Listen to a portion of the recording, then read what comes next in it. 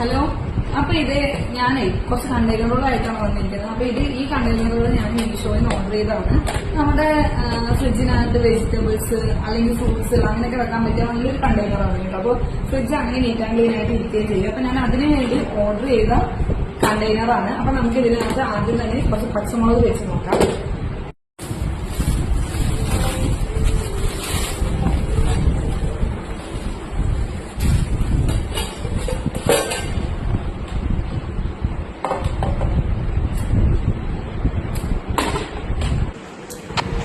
പച്ചമുളകെല്ലാം നെട്ടി കളഞ്ഞിട്ടാണ് കേട്ടോ നമ്മൾ ഈ കണ്ടെയ്നറിനകത്ത് എടുത്തു വെക്കുന്നത്. പിന്നെ നമ്മൾ ഉപയോഗിക്കുന്നതിനനുസരിച്ച് കഴുകി ഉപയോഗിക്കും. അല്ലാതെ ആദ്യം തന്നെ നമ്മൾ കഴുകിയിട്ടല്ല കണ്ടെയ്നറിലാക്കുന്നത്. കാരണം കഴുകിയിട്ടൊരു നനവും ഉണ്ടെങ്കിൽ പിന്നെ പച്ചമുളകെല്ലാം ഫ്രിഡ്ജിൽ ഇരിക്കുവാണെങ്കിൽ പോലും പെട്ടെന്ന് ചീത്തയാകാനുള്ള ചാൻസ് ഉണ്ട്. അതുകൊണ്ട് നെട്ടി മൊത്തം കളഞ്ഞു കഴിഞ്ഞിട്ടാണ് കണ്ടെയ്നറിലാക്കി വെക്കുന്നത് കേട്ടോ.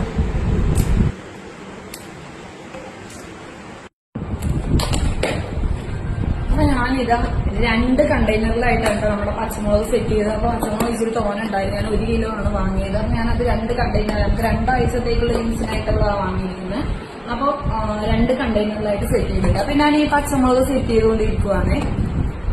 ഇത് സെറ്റ് ചെയ്തുകൊണ്ടിരിക്കുന്ന സമയത്തില്ലേ ഞാനൊരു സാധനത്തിനെ കണ്ടുവരുന്നു.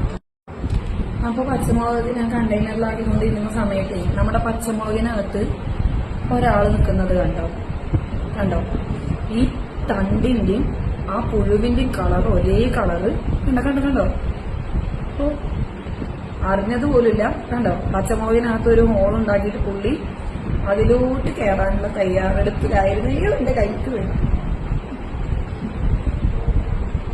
അപ്പൊ വെജിറ്റബിളുകളെല്ലാം എല്ലാവരും സൂക്ഷിച്ച് കൈകാര്യം ചെയ്യും.